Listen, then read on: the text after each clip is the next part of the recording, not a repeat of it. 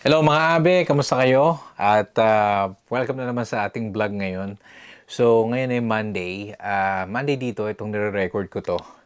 Kasi alam nyo, nung mga nakaraang linggo, napakaraming ganap sa buhay ko.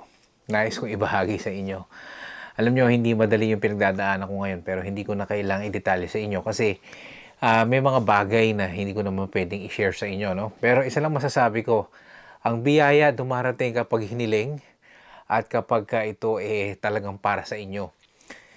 Though, maraming pangyayari sa buhay ko nung biyernes. Unang-una na mga abe, ito, i-share ko sa inyo.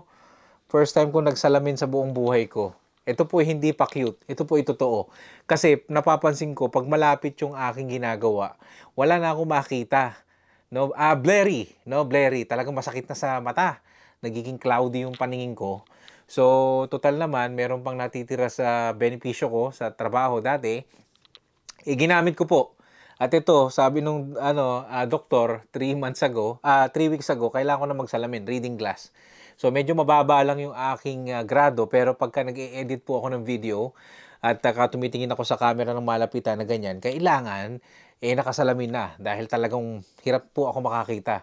Baka lumalaba, so inaagapan natin kaya hindi po ito ipa-cute. So ito po, first time mo makikita ngayon dito sa aking vlog na nakasalamin ako, lalo na kapag talking vlog na ganito na nakaupo ako kasi wala akong makita.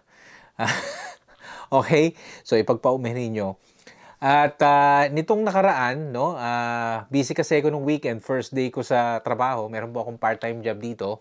At maraming salamat po at nagkaroon tayo ng part-time. Napakahirap pong humanap ng trabaho dito sa Toronto, no.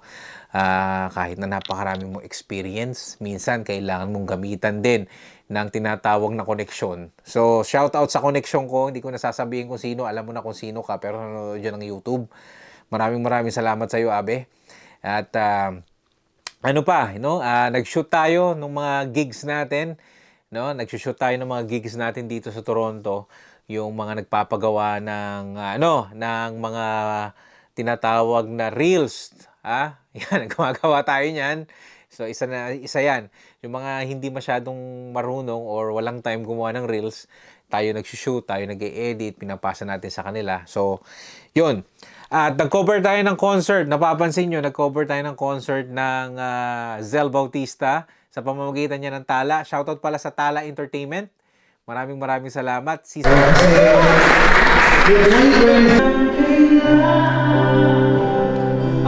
Zel Bautista po ang frontman ng December Avenue. So, kaya ayan, nakita nyo naman yung ating mga pinopost na about sa concert na yun. Maraming salamat. At ang nais kong ibahagi ngayong vlog na to, yung natamo natin, no? Kung napapansin nyo, meron tayo dapat na i-cover nun na concert na si Rico Blanco. Gumawa tayo ng mga ibang reels niyan para kay Rico Blanco para sa promotion ng concert dito sa Toronto. At tayo po ay kinilala ng Ant-Hive Entertainment o ngayon Ant-Hive Collective, no? Na si Sir Brian tsaka si Sir Fraser, inabot nila sa akin ng concert. Ito po, ay, baliktad. Ito, pinrame ko na, no? So, ito yung logo natin. Ito yung sulat kamay ni Rico Blanco. Ito yung pirma ni Rico Blanco, no? Ito yung concert poster. So, ito yung logo natin. Tayo po kinilala. Naku, maraming salamat po. First time tayo nakilala ng ganito na may plaking ganyan. Thank you so much. Siyempre, nagpapasalamat din tayo talaga sa Tala Entertainment, sa mga organization dito sa Toronto, no? Na talagang nakikilala na po tayo bilang isang content creator at media practitioner in our own little way. So maraming salamat po. Siyempre maraming salamat kay Rico Blanco. Yan. Ito po yan mga abe. Maraming salamat po sa Ant-Hive Collective, Sir Brian, Sir Fraser. Thank you so much. Yan. And sa uulitin po sa uulitin. So, yun po yung nangyari ngayon. At tapos Santa Claus Parade sa lahat po ng mga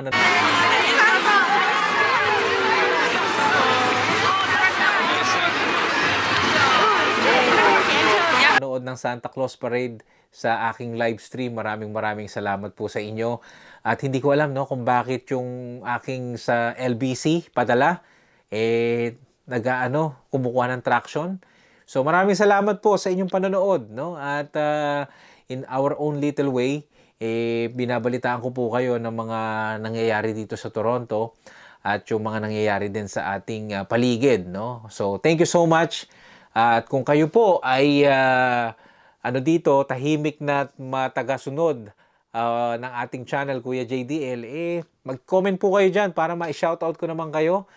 At kung meron po kayong gustong i-vlog natin, no, maraming salamat po. Mag-share nyo dyan sa ating comment section.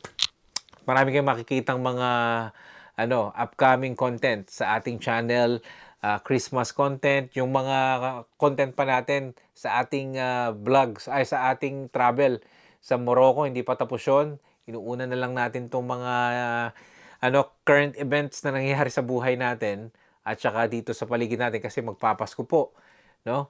At naku, ano pa bang sasabihin ko? Ayan, ano sa tingin nyo? Bagay ba yung salamin ko? Ako namili ng frame, ha? So, ayan. So, minsan, kapag nakikita nyo na ako nakasalamin, at mahirap talaga makakita no? Pero pagka malayo, yan, nakakita pa tayo ng maayos. Pag malapit, sobrang ginhawa.